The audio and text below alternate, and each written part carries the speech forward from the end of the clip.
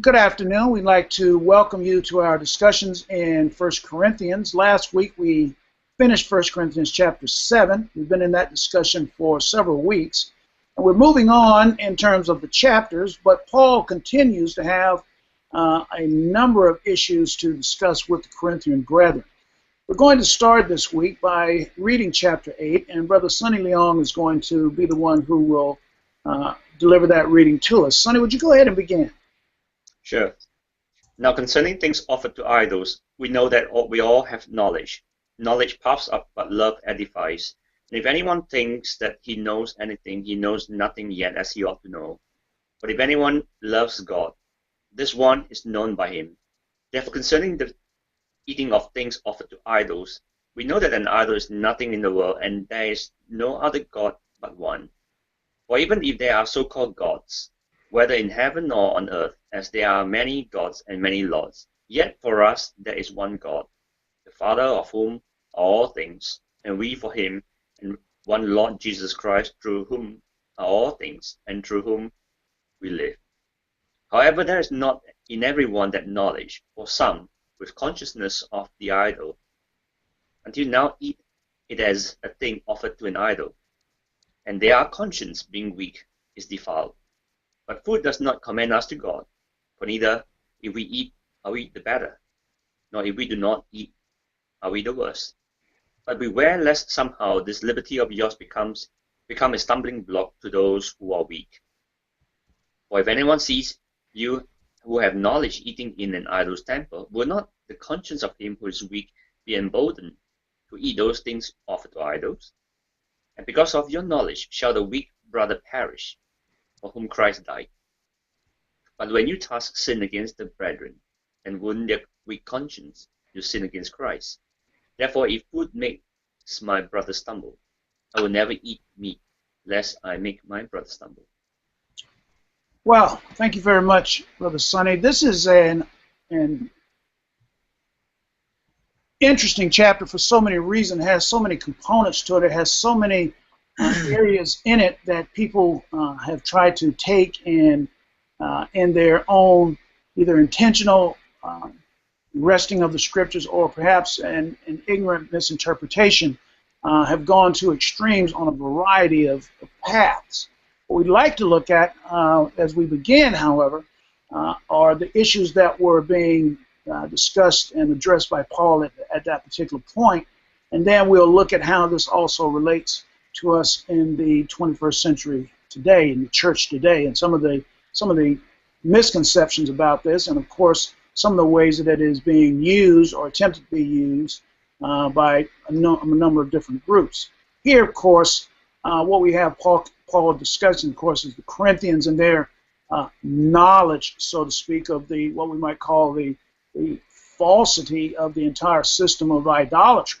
Paul has been addressing this really on a number of occasions, but in this particular situation, it seems to have at least three different areas. One, there are those brethren in Corinth who claim to have knowledge in some way, and perhaps are even rejecting Paul's earlier discussion of going into the pagan temples, and of course, one issue that we were talking about having to do with prostitution, but here also, even in the case of dinner parties that were being, what we call dinner parties, that were being held there.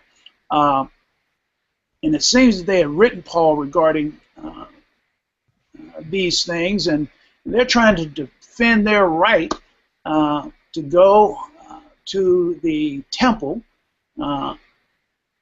for either meals in one way, that, you know, the idea perhaps in their minds, and there's no such thing as an idol, and food is something that's completely irrelevant as far as our standing in the Lord is concerned. You know, this idea of gnosis, only God is God, and food itself is a neutral thing. Sometimes and I'll come back to this in a second with regard to how people today look at some of these things. But it looks like they are simply rejecting something that Paul has said, and so he's coming back to address it. They obviously don't all agree on the problem, and Paul here trying to address these issues. You go and look at some of the things that Paul has discussed, chapters 8 through chapter 10, and there the eating of sacrificial food in the pagan temples.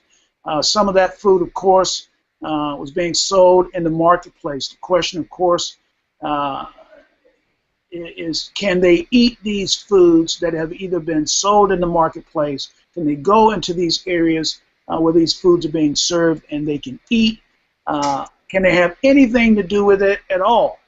And I'll come. Let's look at that in the historical context, and then we'll look at it in terms of how people, even amongst brethren, how we look at some of these things today. Michael, are you going to provide us with any additional insight on this particular area of this issue that Paul is addressing? I think you've set the groundwork pretty accurately as to what was taking place. The meats that had been offered to idols, what about the leftovers?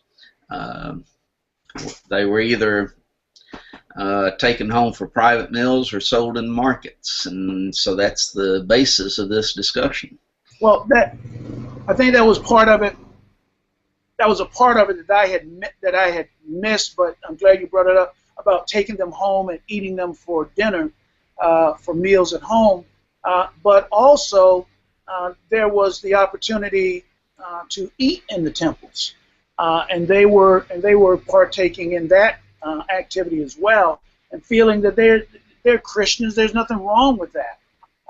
These are the kinds of things that we see Paul addressing here with these brethren, and I don't want to say that he's using sarcasm. I think he's pretty straightforward and in a very powerful way admonishing them about his apostolic authority. And I think he's also pointing out to them, don't be too smart for your britches. I use that sort of term there. Don't get too smart for your britches there.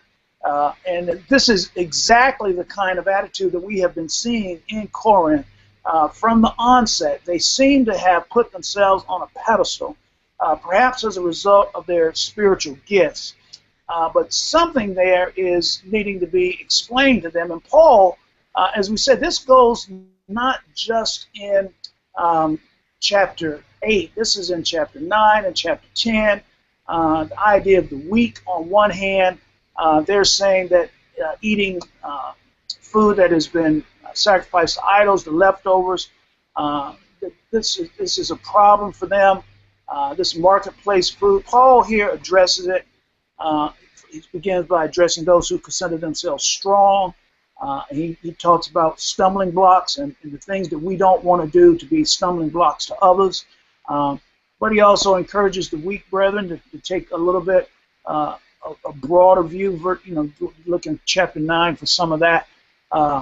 But when we try to ascertain how we solve problems, and I think 1 Corinthians, in many ways, is a great blueprint for us in the church today. How do we solve problems? How do we solve issues? How do we look at these things that people could really just take out of context, but also try to drive it to an extreme whereby it would be almost impossible to live. Paul is saying you're going to make it impossible to live if you keep on driving things to certain extremes. Let's look at the. I'll just begin with a couple things. One, we see a little bit of this, but I don't want to delve into it too deeply. But we see a little bit of this with people with regard to holidays, and people saying, well, how can people in the church celebrate these holidays? These are pagan holidays. What right do we have to be engaged in? If we engage in any kind of celebration or all of this holiday, then aren't we really building up today idolatrous pagan temples in a manner of speaking? Remember, the church can't involve themselves in any holidays. You might also we've seen this come up sometimes with regard to the same-sex marriage discussion, but not the same-sex marriage itself, but various companies who have pledged their support for same-sex marriage. And some say, well, if you do any business with those companies at all, if you buy their products, then what is it that you're doing? You're helping to promote their agenda.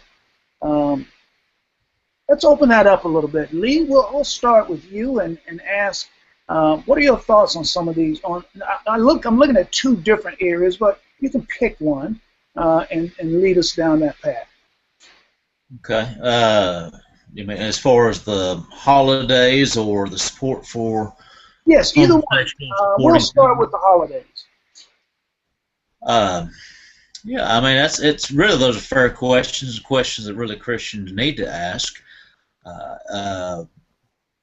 But of course, you look at the biblical pattern, you can find the Bible referring to the Areopagus, Mars Hill. Wait a minute. Whose hill? Mars Hill. False deity, pagan deity, but yet can refer to that terminology as no sense in a worship of Mars or an acknowledgement that he exists. And so, kind of along the lines, to extent the way, Paul, of course, in 1 Corinthians 8 was attacking the way that the Corinthians were reasoning because they took it too far. But there was a certain extent to which what they were saying was true. There is one God, one Lord, that these are not actual gods. And so when you have an understanding, yes, you are able to do things you otherwise might, but the problem is when you take it to an extreme. And so to observe a celebration in a way that's not giving glory to a pagan deity is one thing. Then to observe it in a way that does, or could at least suggest that you are, that's another matter altogether. Well, let's take a look at some of this idea of Christmas. Now, of course, everyone in the church knows that this is initially a pagan holiday in the way it was set up. We know that it is not the birthday of our Lord and Savior. We don't celebrate it as such. And yet, there's often there are arguments, and I'll take what you're saying and look at it from this standpoint. Some brethren will say you can't have a tree at all. Some brethren say if you have a tree and you have ornaments on it, you can have ornaments on it, but you can't have little angels, you can't have nativity scenes, you can't have little baby Jesuses up there. You have a wide span of ideas, and of course you have to reason. Are we in any way giving the notion that we are accepting this as the birthday of Christ? We're celebrating it as such, and you have those variety, that range of ideas. And of course, when you think about this, having this tree mean that is what you believe. In the minds of some, it could it not, Sonny?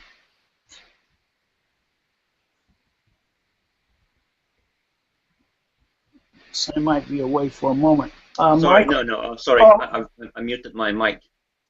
Yeah, in a way that it could create the impression, in the eyes of others that that there is an endorsement of Christmas itself. I think that in modern days, I think that the issue is not so much about Christmas, no longer so much about Christmas being the birthday of Jesus in a sense, which is a false idea. Rather that that there's a lot of association of Christmas with Father Christmas. So the way I looked at it is that when someone puts up a Christmas tree and have stockings hanging around, I think it creates that notion that that there is an endorsement of Christmas and Father Christmas. Now, it creates an impression. Basically, I'll say it creates an impression. When you mention that would also have to invoke a cultural representation. In every culture, that won't necessarily be the case. Is that the idea that you think that people would have in the United States, Michael? I don't generally think so. I think most Americans would not associate the two. Now, I think in the European countries you might have more of a view adherence than you would have in the United States. I'm almost certain of that.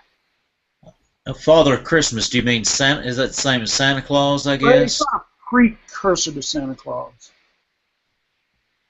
Well, the question by Lee kind of shows that from the American standpoint, we're not really that familiar with it. So it does, in that sense, become more cultural.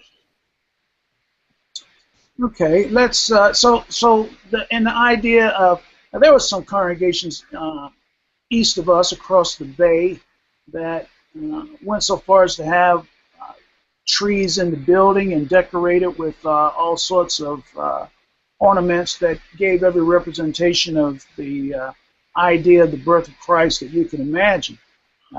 Of course, that type of thing is in every way unscriptural, but you do have people who don't see it at all. I was in a class in Maryland, and the preacher at that time at this congregation said that on Christmas Eve that he sat down with his kids and read the night before Christmas and went through the whole Christmas story.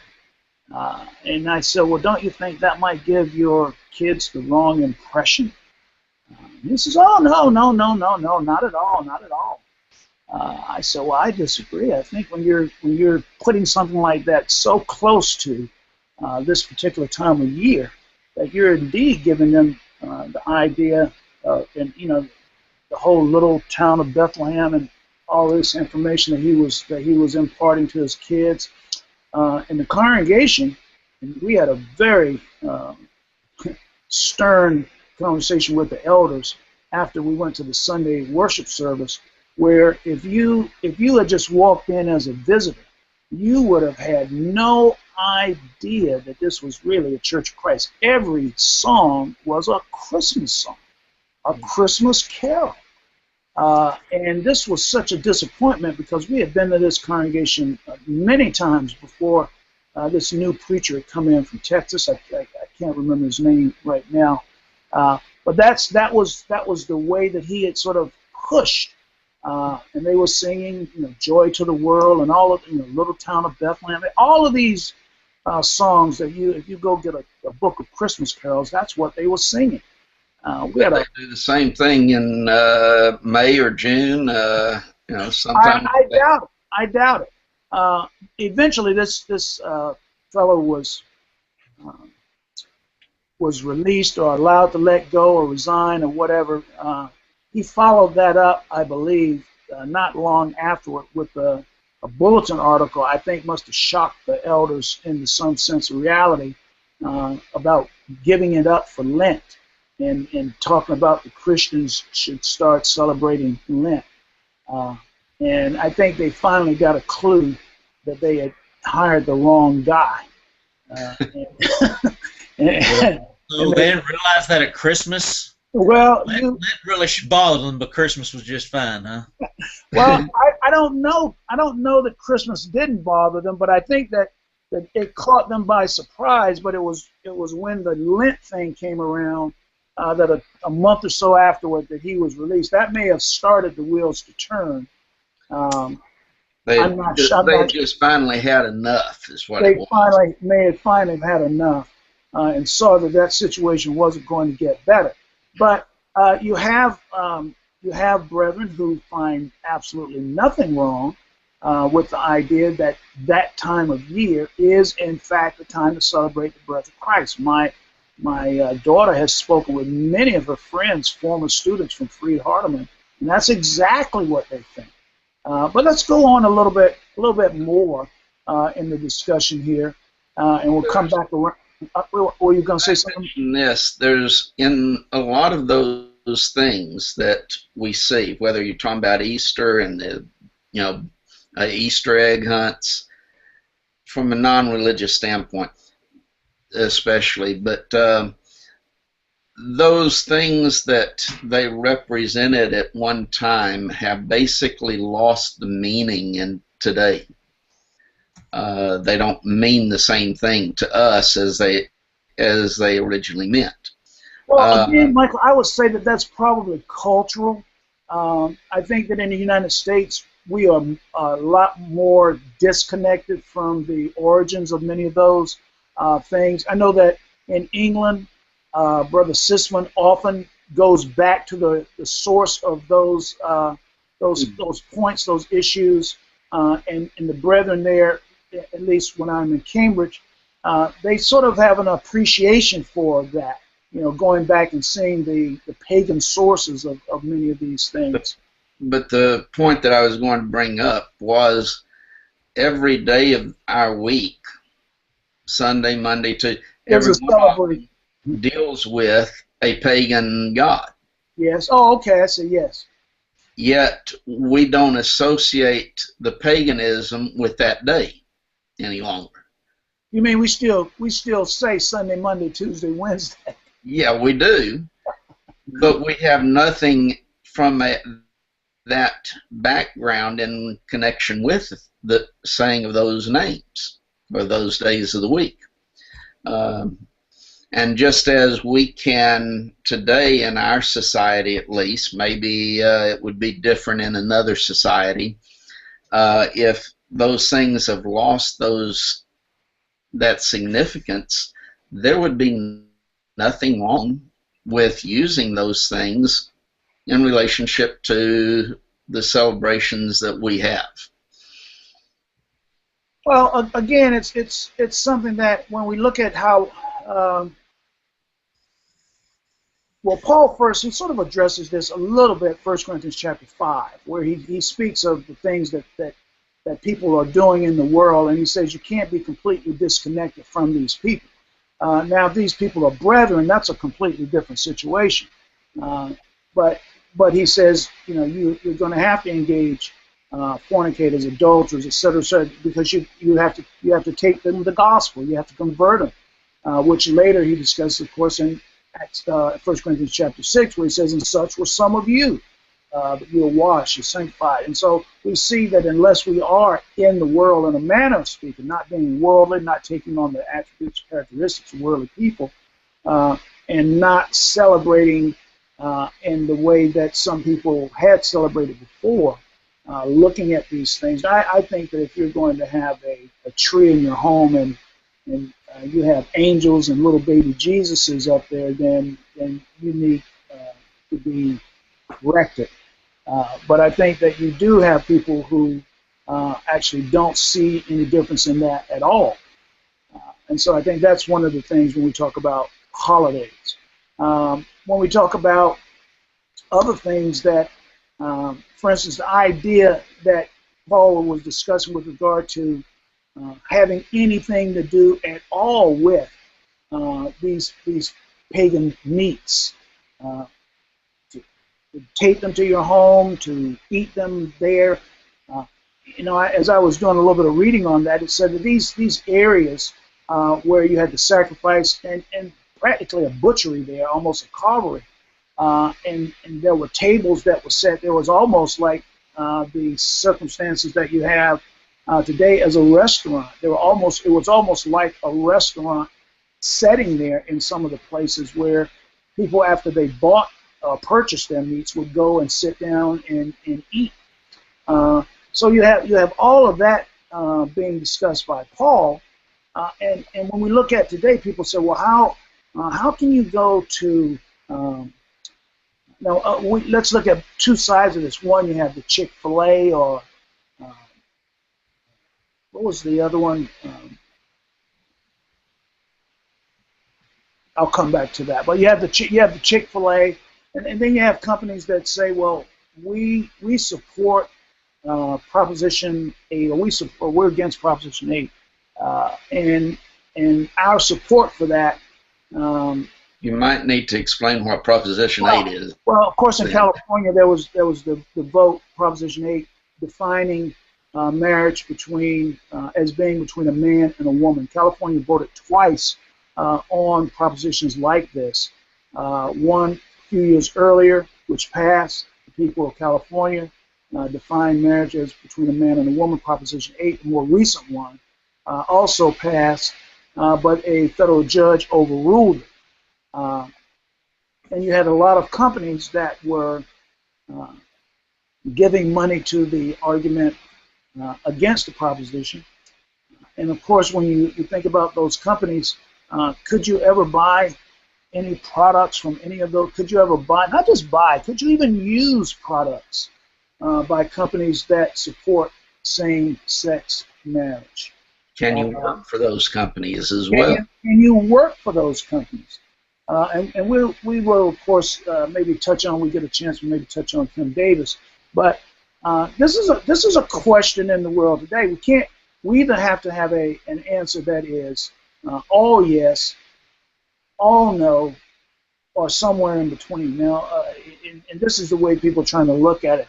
I want to demonize certain companies because I don't like those companies, but I'm not gonna demonize the other companies because I use their products. Let's start with that one. Is it even possible to use the products or work for companies that may in the corporate offices have provided support for any of these issues in the world today, Lee? Possible. I think you get into some options where you don't have choices. You think about, people would have to work for wicked pagan people, and based on the principles of Ephesians 6 and Colossians 3, you're basically you're to give them your service. Now, Hobby Lobby, I think that was the other thing. What's that? Hobby Lobby. Was it Hobby Lobby? Is that the other? Hobby Lobby stood up for, they were on the right side of all that. Mm-hmm. I think it's partly it's a matter of, do you have a choice?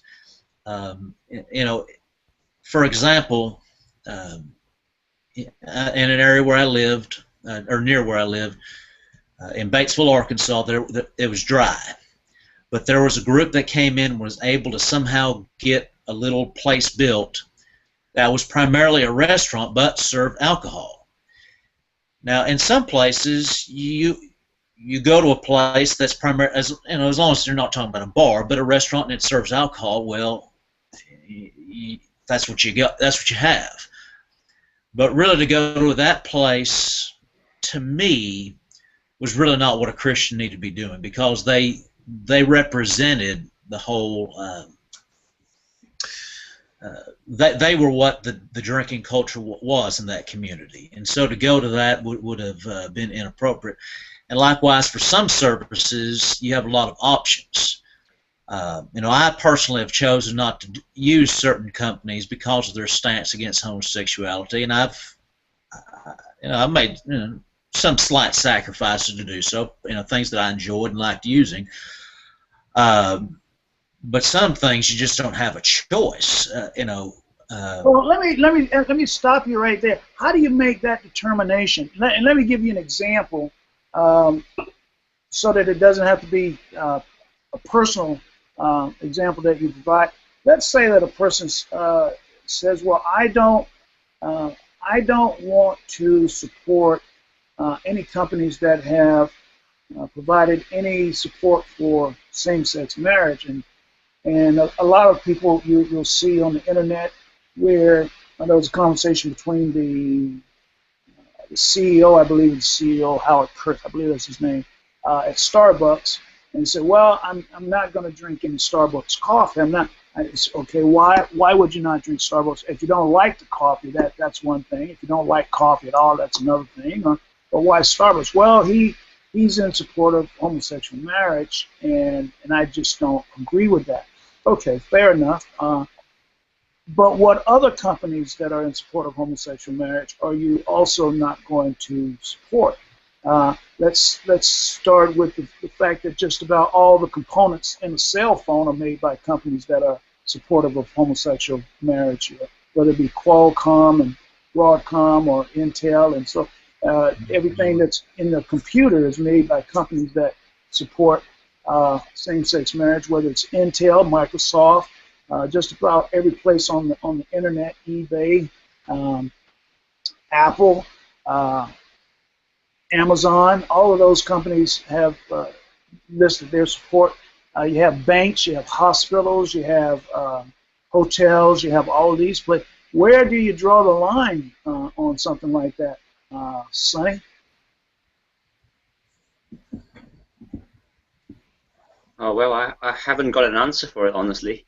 You haven't got an answer for that. Well, but I mean, this really is in the context of 1 Corinthians chapter 8, because Paul is pointing out if you go to certain extremes, it's going to be nearly impossible. You can't really travel to another city. Well, you can, and you can travel to another city and stay in certain places, but it's very difficult to stay in some places that may not serve alcohol. They may have a restaurant inside the hotel. There's certain things that you have to look at, I think, and say, what can I really do about this? I'll make some choices. As Lee said, he made some choices. Certain things he would use, certain things he would not use or support. And you have to make choices that, and they have to be somewhat reasonable. Michael? A long time ago, I kind of determined, and this is dealing, make it from the standpoint of the alcohol and the selling of alcohol. You go to a place to eat, and it sells alcohol. You go to a bar that also sells food.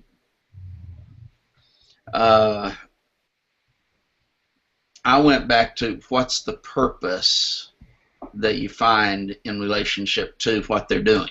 For one, the purpose was to provide food. That was the purpose. They served alcohol in connection with that purpose. The other was to serve alcohol, the bar.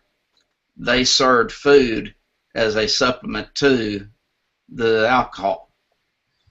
The purpose behind the business.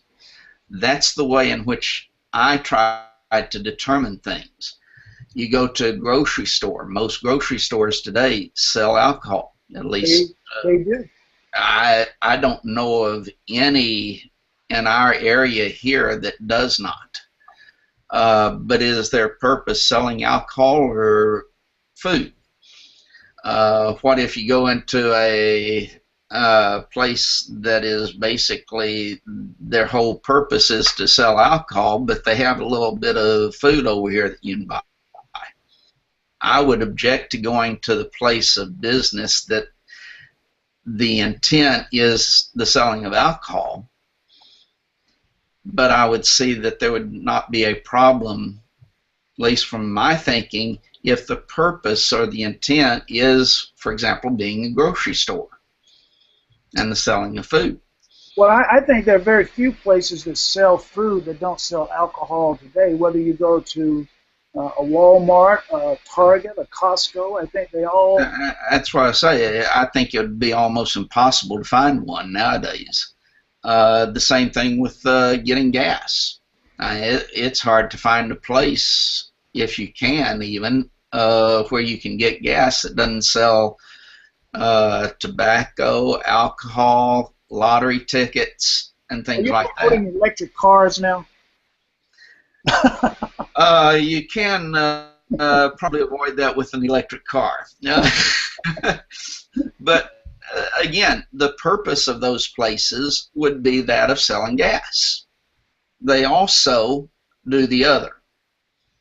And so I go back to what is the purpose or the intent of the company. You haven't brought this up, but another aspect of this would be, can I buy something from a, for example, denominational group? Can we sell something to a denominational group? For example, if and we're not about to, but if we sold the property here at Bellevue and this building, could we sell it to a denominational group, knowing that they are going to use it for their denomination and for their purposes? As opposed to, you're saying that you wouldn't have any other buyers. You might not. You might not. So, okay, I'll come back to that. And That's another. That's just I'll another. come back to that personally because we had that situation. Sonny, your thoughts on that? I don't think it's much. I think I agree with Michael. Basically, that it doesn't happen as much in Europe as it happens in the United States. Sorry, say again. Go ahead. I'm sorry, I didn't hear you. So sorry, I missed what you were saying earlier. The question was, if you have a church building, let's say that you have two congregations that merge, and of course they don't need the other building, so they decide to sell the building. Can they sell that to a denominational group, or can they only sell it to a New Testament church? Well, you have a lot of difficulties, isn't it? A question like that has a lot of difficulties because, okay, if you're not going to sell it to knowing that it's going to be a denominational church group, okay, it makes sense. All right, I'm not going to sell it to a denominational church group knowing that they're going to use the premises in the future or, to propagate their falsehood. So if that's the case, then who I'm going to sell it to? Should I sell it to land developers to develop and build flats, build properties? I mean, which house maybe homosexual couples and unmarried partners? Well, you're not going to have much choice as what they do with it after you sell it. But that's a key point right there, that you're not responsible for what they do with it after you sell it. If you sell it to a denominational group, you're not responsible for what they do with that building. That's true. And that would be the same thing. What if I sold it, for example, to an individual out here who then is going to turn around and give it to that denomination? What would be the difference in selling it directly to the denominational group? Or, as Sonny said, turn it into what becomes a den for maybe a set of condominiums for same-sex couples. You cannot be responsible for what they're going to do with it. Brother Lee, have you ever been involved or faced a situation like that? Not myself. I mean, I've known people to talk about these things, and I've, I think that's something that is a congregation responsible for what happens after it? No, but on the other hand, I do think, if a congregation's come to the point where they don't have a choice, they don't have a choice, and I wouldn't say they sin in that. At the same time, if you have the alternative to sell it at a loss to a faithful New Testament congregation or sell it at a profit to a group that's going to be building a strip joint, I think regardless of, even if you're taking a pretty good loss on it, you want to be selling it to the faithful New Testament church. Selling a piece of your property to put a beer joint on it. Those are things that you just wouldn't want to do.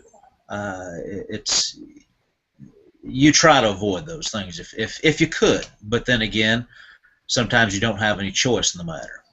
Many years ago, there was a congregation in Hayward, California, right across the bridge from us. Congregation dissolved, and they actually gave the building or gave the oversight of the building or the deed to the property to the elders in San Mateo. This was a number of years ago. They sold it to a group, a denominational group actually, and they were receiving monthly payments and so forth. Ultimately, they had a balloon payment at the end, and so after a certain period of time, when I began to preach in San Mateo, I had to inform them of their upcoming balloon payment. I don't know, maybe, I don't know how long in advance, more than 60 days, I'm pretty sure, because this had been a deed that they've been paying off for over 25 years. And I wanted them, I said, well, I'm pretty sure that some of the people that I'm talking with were either not aware of this or were not there when the original agreement was made. So I just want to let you know this is what you have coming up as a balloon payment. And so we had that discussion with them and eventually worked out a plan for them to make that payment. But it is something that, again, it goes back to the heart of what Paul is writing about to the brethren in Corinth. And he says, as concerning, therefore, the eating of those things that are offered in sacrifice unto idols, we know that an idol is nothing in the world, that there is none other God but one. He goes on there in discussing that. Meat commendeth us not to God, for neither if we eat are we the better, neither if we eat not are we the worse. And he's trying to explain to these brethren that the circumstances that they are arguing, and I mean by that those brethren who are seemingly being addressed by Paul in in 1 Corinthians 8, 9, 10, even later, 12 through 14, but with regard to spiritual gifts, we see a rebellious group of people who have put themselves up on a certain pedestal, who are as close to the Gnostics as you can probably get for a New Testament church, and feel that they are simply above it all. They can eat those meats without regard to anything, without any shame to anything, and they can even sit there and eat it during the time that the sacrifices perhaps are even being made. It doesn't affect them at all. But of course, we also know that our actions do have influence on others. And I think that in many places in the scriptures we see Paul talking about be followers of me as I also follow Christ. And I think here we have to understand that we can't just do anything and think that it won't have an adverse effect on others, especially those who might be weak in the faith. So here, Paul is trying to explain this, trying to address this, and the way that he begins, we know that we all have knowledge.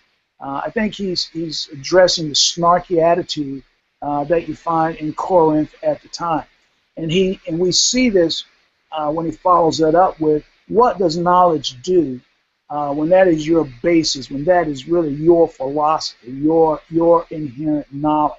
He says, knowledge puffeth up. He says, love is what edifies. And I think here again, we see as the principles that we're talking about in the world today. How do we address this? Is it impossible? You couldn't even use technology if you say, well, I'm not going to have anything to do with any company that supports same-sex marriage. There's 500-600 companies that have publicly said that they support that. Now, going back to what one of the points that Michael brought up with regard to going to a restaurant to eat, and the difference between that and going in a bar and getting something to eat. I think it's sufficient and in agreement with all that a Christian certainly wouldn't want to find themselves working in a bar serving alcohol. I think that would be something that would no doubt have to be addressed by the leadership of that congregation. That would be inducement to sin. I think we have all an agreement on that. Could a Christian, Michael, work in a restaurant though? That now, if we say a restaurant, of course, we have to broaden that as well, don't we? If we say, could you work in a restaurant that serves alcohol? Could you work in any place of business that has alcohol at all? So could a Christian work for Walmart? Could a Christian work for Target? Could a Christian work for Costco? They're not involved in serving the alcohol. So do you limit it to a restaurant?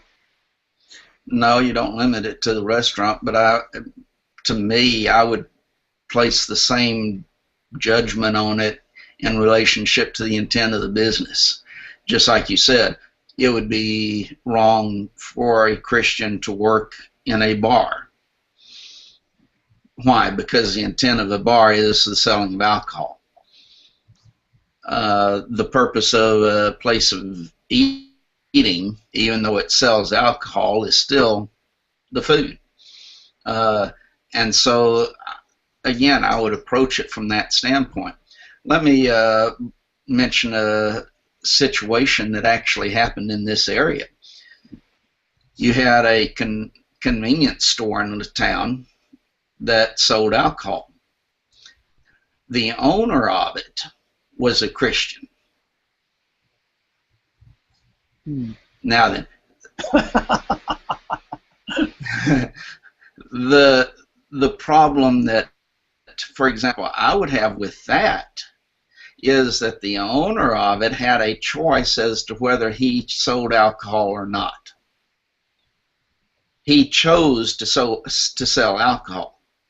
I believe that that was wrong. Yes. Now then, if you're working at a place, that's not your choice as to what you do in relationship to what they're doing, as to what they're selling or not. That's made by the owners or the company. You're working as an employee. Now, before you go any further, we, of course, can always look at this and someone might say, well, it's easy for you guys to say. You're all preachers. You're all... Probably so. But there's a difference between the one who makes the decisions as to what you're going to sell, for example, in selling alcohol, and the one who is simply an employee of a business who is doing what an employee is supposed to do. But again, in relationship to that employee, I think the difference is, and you go back to intent. What is the intent of that business? And you make a determination based upon that intent. Years ago, I was, this was before 2005, and I was in Las Vegas holding a meeting there. Oh, yeah, once holding a meeting and once doing, or maybe more than once. And while I was in attendance there, one of the brethren came up and asked for prayers. And they said, well, what is it that you would like for us to pray for you for? And he says, well, that I not lose my job. And they said, well, where are you working? He says, well, I'm working in the casino. and the brethren sort of, they addressed that in their own privacy of their congregational leadership. But I thought it was kind of interesting that that was the situation that came up. You know, Paul, he says, of course, take heed lest by any means this liberty of yours become a stumbling block to them that are weak. For if any man see thee which have knowledge sit at meat in the idol's temple, shall not the conscience of him which is weak by be emboldened to eat those things which are offered to idols. And again, this is the example. We have to also be aware of the example that we set. So, oh, this doesn't bother me. This doesn't affect me. This doesn't have any influence on me at all. I can sit here and I can smoke cigarettes or smoke marijuana and I can drink it. It doesn't affect me. It doesn't affect my Christian life. It doesn't bother me at all. I mean, I'm using an extreme here, but you look at that and ask, is that a sound, reasonable judgment being made? Again, this is a multivarious or various number of issues that come out of this one little chapter. Paul trying to explain again, when ye sin so against the brethren and wound their weak conscience, ye sin against Christ.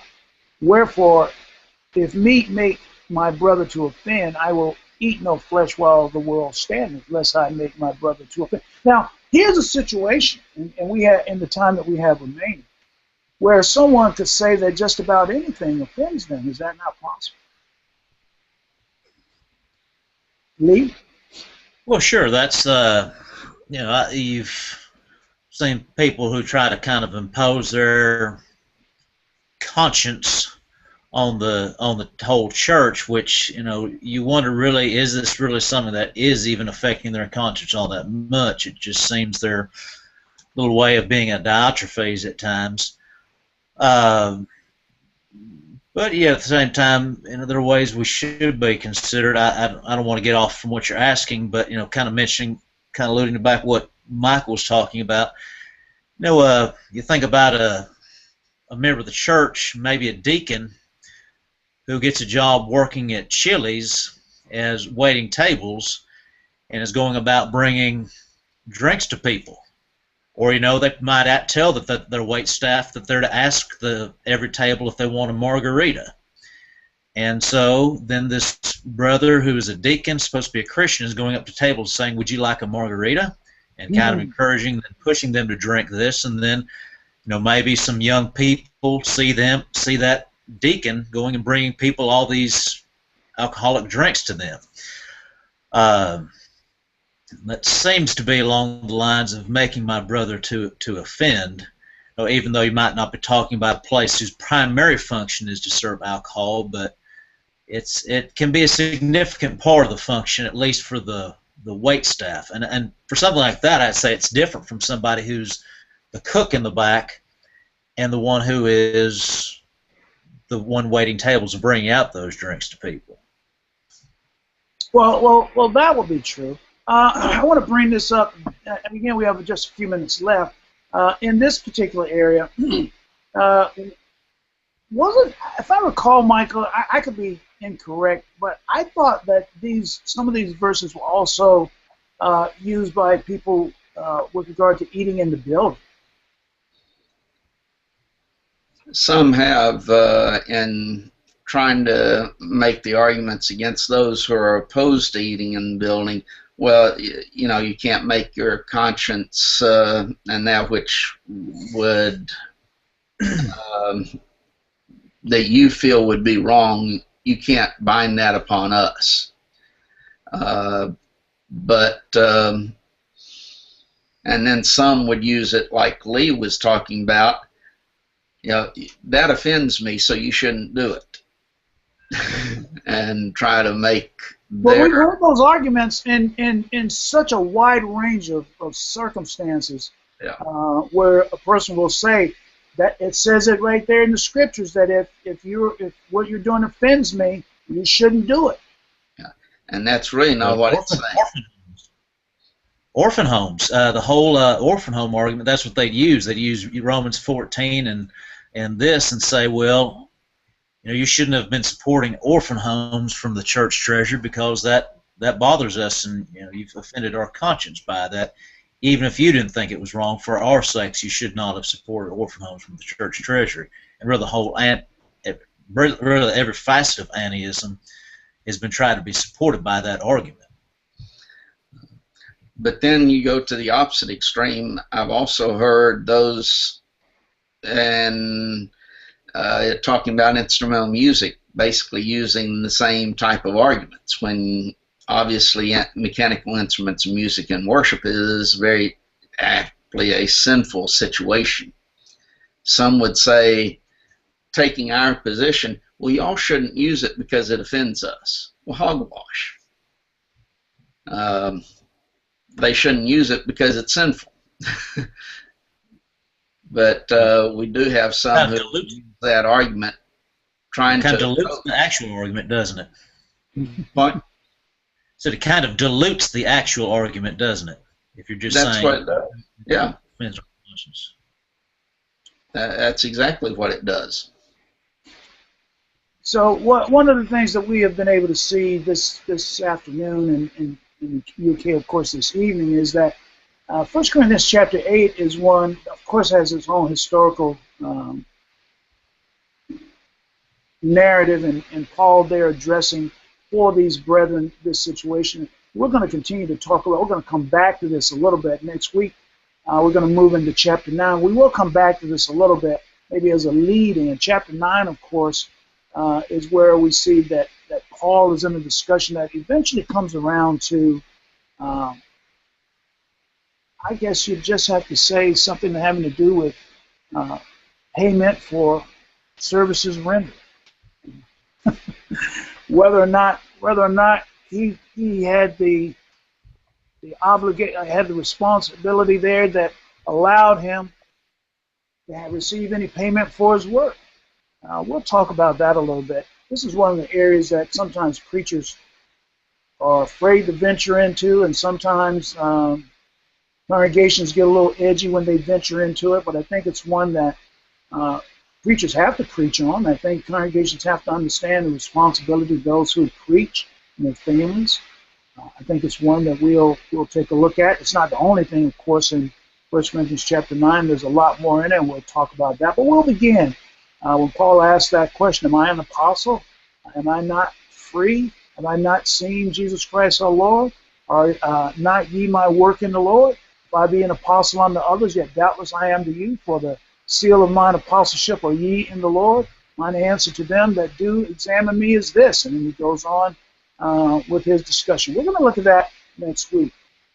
We hope that you have enjoyed this discussion. We hope that some of the questions that have been asked and some of the things that have been discussed you'll continue to consider. Of course, if you have any questions, you can contact us through this station, Michael Hatcher 52 on YouTube. We hope that we have been able to give you some insight into the scriptures on this matter, and of course continue to view this with book, Bible in hand, book, chapter, and verse. We thank you very much for being with us. We hope you join us again next week. Thank you, and good evening.